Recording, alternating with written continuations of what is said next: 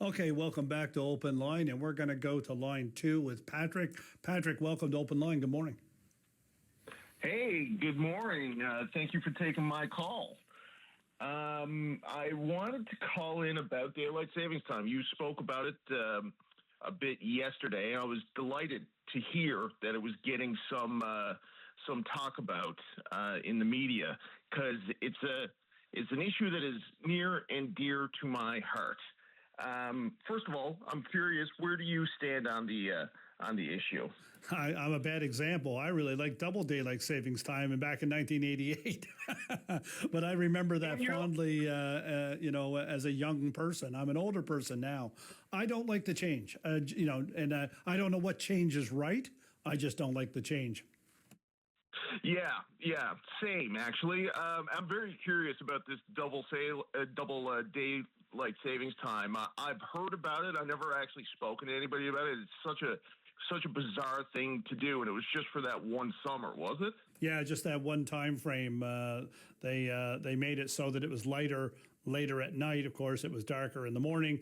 One of the things about it too is, I guess for summer they thought, well, it doesn't matter if it's darker in the morning because school's getting out anyway. But still, it posed some serious problems for parents of young children on both ends. Of course, getting them to bed and all of that, and it was not something that was continued. Of course, there was a change of government the next year, and the double daylight savings time was abandoned right away. Yes, yeah, I would imagine it's like we always got to do things a little bit eccentric here, and the 2 hours being out of step with the rest of the country sounds to me like it would be just chaotic. But I wish I was around for that summer. That sounds like it would have been an interesting time. But my main reason, and now you'll talk to people and they'll list off a bunch of benefits about why they think getting rid of the time change is good. And I don't know how legit the benefits are, or if they're even really that widespread.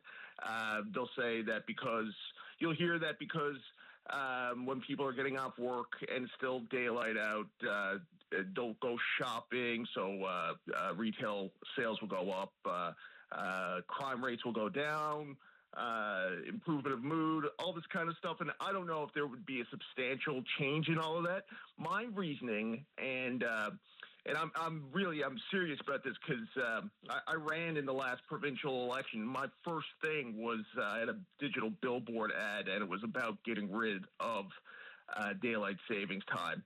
And then the MOU happened, and suddenly my daylight savings time platform didn't seem like a ballot question like I had hoped that it would be. But what I wanted, the reason I want to get rid of it is because it's just insanity that we are arbitrarily changing the time twice a year instead of just changing our schedules. It's really the tail wagging the dog is the way that I look at it. So Patrick, are we on the time that you think we should stay on now, or do you think that the savings time? Okay, so yeah, and we're not adverse to changes either, because a number of years ago, this time frame was expanded to start earlier and last later, and I remember the big talk about getting it past Halloween. So it didn't get actually darker and an hour earlier for the kids on Halloween, especially the younger ones. Yes.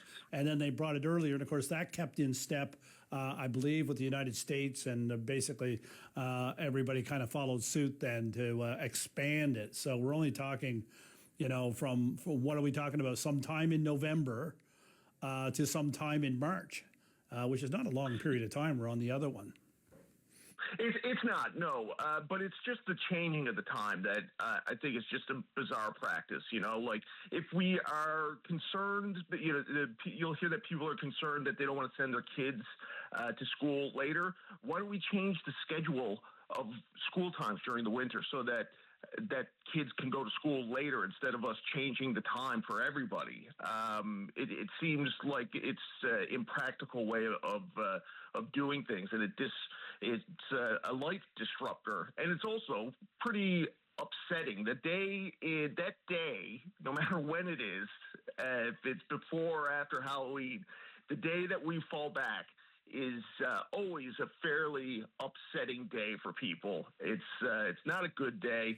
Nobody looks forward to it, and is the lowest of lows of when we fall back worth the highest of highs of when we spring forward? What do you think? Yeah, so we hear from the insurance industry that especially the one in the fall, where it all of a sudden gets darker an hour earlier. It throws everybody off of their schedule, especially when they're leaving work or school at the end of the day.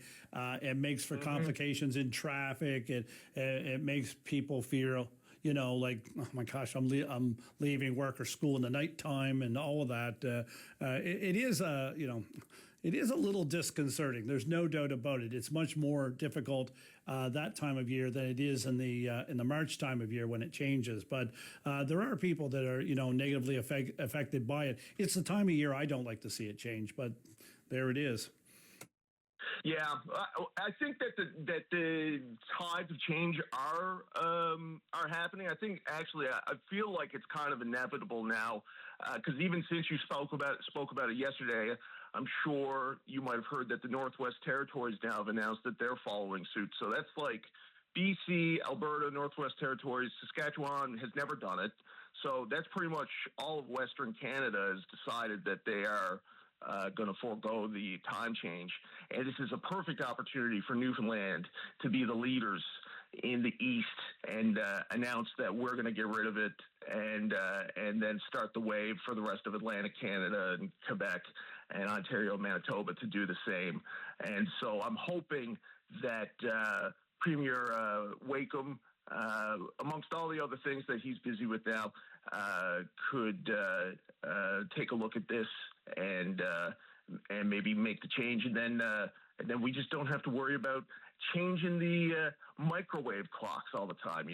Sometimes people don't even do that, and you're just living with your microwave clock and your oven clock off by an hour for half of your year. That's okay, Patrick. I don't know how old you are, but I went for years with my VCR flashing 12 o'clock, so that didn't throw me off too much either. But one of the things about it, of course, is the gradual change to more darkness is much more natural than the abrupt change, and I think that's probably what's throwing people off, and of course having the negative effect that we're hearing about. But how does it keep us in step business-wise with the mainland, where a lot of our people do business back and forth? Would they have to change their schedules any to keep in step with them, or if we stayed the same, does it make us closer? And of course that may be even better as well. But the half hour is always there, no matter what we do. That's right, and I'm fine with that. It's a quirky kind of thing that we have, and really, I think we should probably get all of Labrador on the same that's right, same half hour too. But depending on where you are in Labrador, you're either Atlantic or you're Newfoundland, it's really the whole time difference thing is unusual how all of these things are decided, and especially, like I said, the daylight savings time is top of the list of just one of those weird things that we've been doing for so long, and now it sounds like we are taking a look at it and going, maybe we don't need to be doing this anymore. This whole thing, I think I mentioned it yesterday, was all born from Germany in World War I when they decided to change the clocks to cut back on the use of coal so they could keep the supplies high for World War I. None of those scenarios are affecting us right now, so maybe there's no need for it. Maybe your point is right. There's no need for it. Patrick, do you want to have a final word on this before I go to the next caller? I just want to say that if any of your listeners out there, your beautiful listeners out there, feel so inclined, they could go to my website, gpatrickcondon.com, where I'll have the names of all the MHAs, email addresses, and phone numbers. And I would ask that maybe you could send out a polite email suggesting that you would like to see us follow suit with Western Canada and lead the charge here, the great eastern side of Canada. Okay, it's a great chat and a great issue to chat about. Okay, Patrick, thank you. Have a great day.